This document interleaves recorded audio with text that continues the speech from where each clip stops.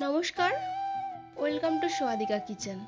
আজ আমি বানিয়ে দেখাবো টক ঝাল মিষ্টি আমের আচার, যা খুব সহজে কম সময়ে বানিয়ে নিতে পারবেন। আবার চাইলে দীর্ঘ সময় ধরে স্টোরও করতে পারবেন। তবে চলুন দেখে নেওয়া যাক। এর জন্য এখানে আমি 400 গ্রাম কাঁচা আম নিয়েছি। আমের মাথার দিকটা কেটে বাদ দিচ্ছি। এবার একটা পিলারের সাহায্যে খুব ভালো করে আমি খোসা ছাড়িয়ে নিচ্ছি। এখানে বলে রাখি, প্রথমেই কিন্তু আম আমি ভালোভাবে ধুয়ে শুকনো কাপড় দিয়ে মুছে নিয়েছিলাম, যাতে আমের গায়ে একটুও জল না থাকে। তা না হলে কিন্তু দীর্ঘ সময় ধরে কিন্তু স্টোর করা যাবে না। এই তো দেখুন, খোসা ছাড়ানো হয়ে গেছে। এবার একটা গ্রেটারের সাহায্যে আমি গ্রেট করে নেব। দেখুন, ঠিক এইভাবে গ্রেট করতে হবে, মানে একদিক থেকে টানতে হবে। এতে হবে কি, আম ঝুরি ঝুরি ভাবে গ্রেট হবে।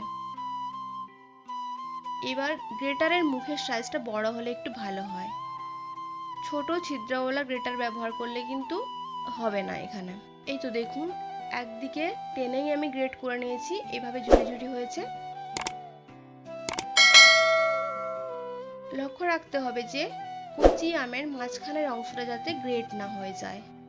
এখানে আমি সমস্ত আম গ্রেট করে নিয়েছি।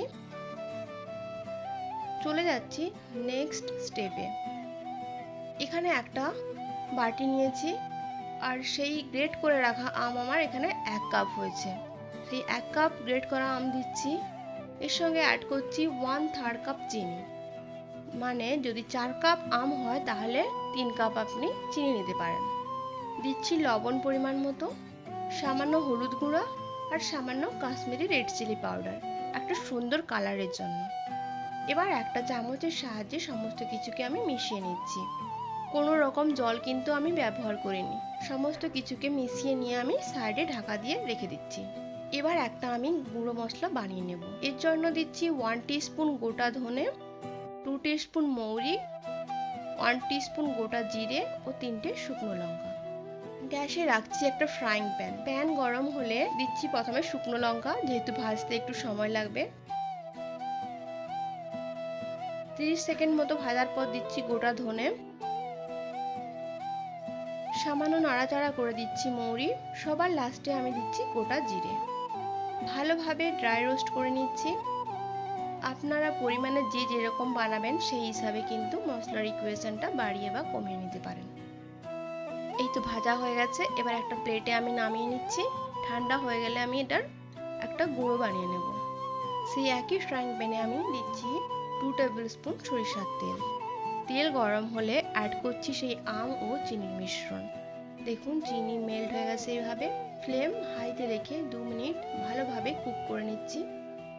এবার আমি কিন্তু ফ্লেমটা মিডিয়াম করে দিচ্ছি, কারণ চিনি ঘন হয়ে আসছে। ফ্লেম হাইতে থাকলে কিন্তু তাড়াতাড়ি ওটা বেশি ঘন হয়ে যাবে। এই তো দেখুন, মোটামুটি একটা থিকনেস চলে এসছে, ঘন হয়ে আসছে। এই অবস্থায় আমি দিচ্ছি সেই ভাজা গুঁড়ো মশলা দিয়ে আবারও সমস্ত কিছুকে আমি মিশিয়ে নিচ্ছি। এই সময় আপনারা একটু টেস্ট করে লবণের পরিমাণটা অ্যাডজাস্ট করে নিতে পারেন। দেখুন, কনসিস্টেন্সিটা মোটামুটি ঘন হয়ে আসছে। এবার আমি গ্যাসের ফ্লেম অফ করে দিচ্ছি। ঠান্ডা হওয়া পর্যন্ত অপেক্ষা করছি। এই তো ঠান্ডা হয়ে গেছে। এবার একটা কাঁচের জারের মধ্যে আমি রেখে দিচ্ছি। এভাবে বানিয়ে আপনারা 1 বছর খুব সহজেই স্টোর করতে পারবেন, আর এর টেস্টও খুব অসাধারণ হয়। আপনারা অবশ্যই একবার বাড়িতে বানিয়ে ট্রাই করবেন।